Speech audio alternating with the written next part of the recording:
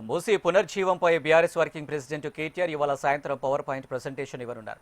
మూసీ నది అభివృద్ధి పేరుతో ప్రభుత్వం చేపడుతున్న చర్యలు, ప్రజల్లో నెలకొన్న సందేహాలు, ఆందోళనల నేపథ్యంలో ఈ ప్రెజెంటేషన్ ప్రాధాన్యత సంతరించుకుంది.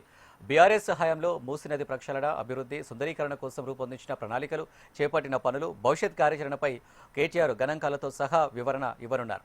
ఎవరికీ నష్టం కలగకుండా, పేదల ఇళ్లను కూల్చకుండా కూడా మూసీ నది పరిసరాలను ఎలా సుందరీకరించవచ్చునో ప్రణాళికాత్మకంగా వివరించనున్నారు.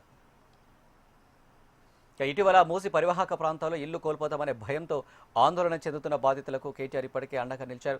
వారి సమస్యలను తెలుసుకునేందుకు నిర్వహించిన దండియాత్రలో కేటీఆర్ పాల్గొని ప్రజలతో కలిసి నడిచి వారికి భరోసా ఇచ్చారు. అదేవిధంగా నాగోల్ ప్రాంతంలో బీఆర్ఎస్ ప్రభుత్వ హయాంలో చేపట్టిన మూసీ సుందరీకరణ పనులను ప్రత్యక్షంగా సందర్శించి అక్కడ జరిగిన అభివృద్ధిని పరిశీలించారు. మూసీ పరివాహక ప్రాంత ప్రజలకు ఎలాంటి అన్యాయం జరగకుండా అభివృద్ధి కూడా కొనసాగించేలా ప్రత్యామ్నాయాలు, ప్రణాళికలు ఉన్నాయని కేటీఆర్ ఈ ప్రెజెంటేషన్లో వివరించనున్నారు. మూసీ అభివృద్ధి పేరుతో పేదల ఇళ్లను కూల్చడం అవసరం లేదని, సరైన ప్రణాళికతో నది పునర్జీవం సాధ్యమని గణాంకాలు, మ్యాపులు, ప్రాజెక్టు వివరాలతో ప్రజల ముందుంచనున్నారు. బీఆర్ఎస్ మాజీ మంత్రులు, ఎమ్మెల్యేలు, ఎమ్మెల్సీలు, ముఖ్య నాయకులు, ఇతర ప్రజాప్రతినిధులు హాజరు కానున్నారు.